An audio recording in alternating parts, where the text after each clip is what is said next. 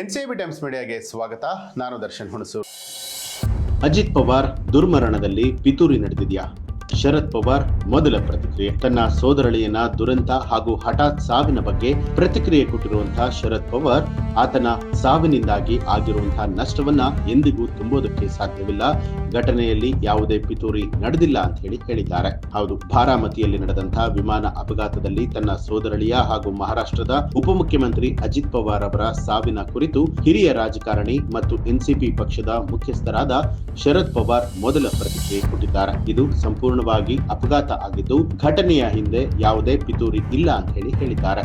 66 ವರ್ಷದ ಅಜಿತ್ ಪವಾರ್ ಮತ್ತವರ 4 ಸ್ನೇಹಿತರು ಪ್ರಯಾಣಿಸ್ತಾ ಇದ್ದಂತಹ ವಿಮಾನ ಮುಂಜಾನೆ ಪುಣೆ ಜಿಲ್ಲೆಯ ಬಾರಾಮತಿ ವಿಮಾನ ನಿಲ್ದಾಣದಲ್ಲಿ ಲ್ಯಾಂಡಿಂಗ್ ಮಾಡುವಂತಹ ಸಂದರ್ಭದಲ್ಲಿ ಅಪಘಾತಕ್ಕೆ ಈಡಾಗಿತ್ತು. ತನ್ನ ಸೋದರಳಿಯನ ದುರಂತ ಹಾಗೂ ಹಠಾತ್ ಸಾವಿನ ಬಗ್ಗೆ ಪ್ರತಿಕ್ರಿಯೆ ಕೊಟ್ಟಿರುವಂತಹ ಶರದ್ ಪವಾರ್, ಆತನ ಸಾವಿನಿಂದ ಆಗಿರುವಂತಹ ನಷ್ಟವನ್ನ ಎಂದಿಗೂ ತುಂಬೋದಕ್ಕೆ ಸಾಧ್ಯವಿಲ್ಲ ಅಂತ ಹೇಳಿದ್ದಾರೆ. ಇನ್ನು ಮಾಧ್ಯಮಗಳೊಂದಿಗೆ ಮಾತನಾಡಿದಂತಹ ಶರದ್ ಪವಾರ್, ಯಾವುದೇ ಪಿತೂರಿ ನಡೆದಿಲ್ಲ, ಇದು ಸಂಪೂರ್ಣವಾಗಿ ಅಪಘಾತ. ಅಜಿತ್ ಪವಾರ್ ಅವರ ನಿಧನದಿಂದ ಮಹಾರಾಷ್ಟ್ರಕ್ಕೆ ದೊಡ್ಡ ನಷ್ಟ ಆಗಿದೆ. ಒಬ್ಬ ಸಮರ್ಥ ನಾಯಕ ಇಂದು ನಮ್ಮನ್ನ ಅಗಲಿದ್ದಾರೆ. ಮಹಾರಾಷ್ಟ್ರ ಇಂದು ಶ್ರೇಷ್ಠ ವ್ಯಕ್ತಿಯನ್ನ ಕಳೆದುಕೊಂಡಿದೆ. ಈ ನಷ್ಟವನ್ನ ಎಂದಿಗೂ ಕೂಡ ತುಂಬೋದಕ್ಕೆ ಸಾಧ್ಯವಿಲ್ಲ ಅಂತ ಹೇಳಿದ್ರು. ಇನ್ನು ಕೆಲವು ಘಟನೆಗಳು ರಾಜಕೀಯವನ್ನ ಕೂಡ ಮೀರಿರುತ್ತೆ. ಅಜಿತ್ ಪವಾರ್ ನಿಧನದ ನೋವು ಮಹಾರಾಷ್ಟ್ರಕ್ಕೆ ಶಾಶ್ವತವಾಗಿರುತ್ತೆ.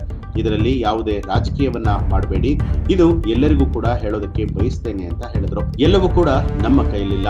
ನಾನು ಕೂಡ ಅಸಹಾಯಕತನಾಗಿದ್ದೇನೆ. ಅಳುವುದು ನಾಚಿಕೆಗೇಡಿನ ಸಂಗತಿಯಾಗಿದೆ. ಕೆಲವು ಘಟನೆಗಳ ಹಿಂದೆ ಯಾವುದೇ ರಾಜಕೀಯ ಇರೋದಿಲ್ಲ. ನಾನು ಈ ಬಗ್ಗೆ ನನ್ನ ನಿಲುವನ್ನ ಸ್ಪಷ್ಟವಾಗಿ ಹೇಳಿದ್ದೇನೆ. ಇದರಲ್ಲಿ ಯಾವುದೇ ಪಿತೂರಿ ನಡೆದಿಲ್ಲ. ಇದು ಸಂಪೂರ್ಣವಾಗಿ ಅಪಘಾತ. ಮಹಾರಾಷ್ಟ್ರ ಮತ್ತು ನಾವೆಲ್ಲರೂ ಕೂಡ ಇದರ ನೋವನ್ನ ಶಾಶ್ವತವಾಗಿ ಭರಿಸಬೇಕಾಗುತ್ತೆ. ದಯವಿಟ್ಟು ಇದರಲ್ಲಿ ರಾಜಕೀಯವನ್ನ ತರಬೇಡಿ ಅಂತ ನಾನು ಹೇಳೋದಕ್ಕೆ ಬಯಸ್ತೀನಿ ಅಂತ ಹೇಳಿದ್ದಾರೆ.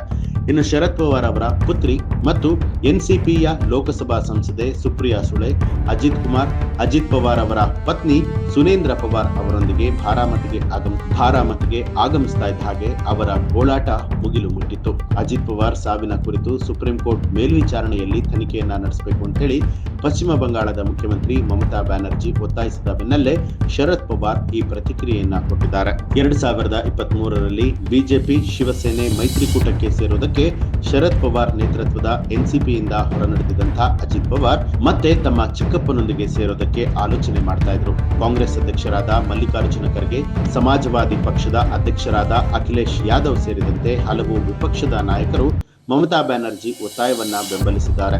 ವಿಮಾನ ಅಪಘಾತದ ಕುರಿತು ನಿಜವಾದ ಕಾರಣ ತಿಳಿಯೋದಕ್ಕೆ ಪಾರದರ್ಶಕ ತನಿಖೆಯನ್ನ ನಡೆಸಬೇಕಾಗಿದೆ ಅಂತ ಹೇಳಿ ಅಖಿಲೇಶ್ ಯಾದವ್ ಅವರು ಹೇಳಿದ್ದಾರೆ. ಇನ್ನೇ ಒಂದು ಮಾಹಿತಿಗೆ ಸಂಬಂಧಪಟ್ಟ ಹಾಗೆ ನಿಮ್ಮ ಅನಿಸಿಕೆ ಅಭಿಪ್ರಾಯವನ್ನ ಕಮೆಂಟ್ ಮಾಡಿ. ಹಾಗೆ ನೀವು ಇನ್ನೂ ಕೂಡ ನಮ್ಮ ಚಾನಲ್ ಅನ್ನ ಸಬ್ಸ್ಕ್ರೈಬ್ ಮಾಡಿಲ್ಲ ಅನ್ನೋದಾದ್ರೆ ಈಗಲೇ ಸಬ್ಸ್ಕ್ರೈಬ್ ಮಾಡಿ, ಬೆಲ್ ಐಕಾನ್ ಒತ್ತಿ.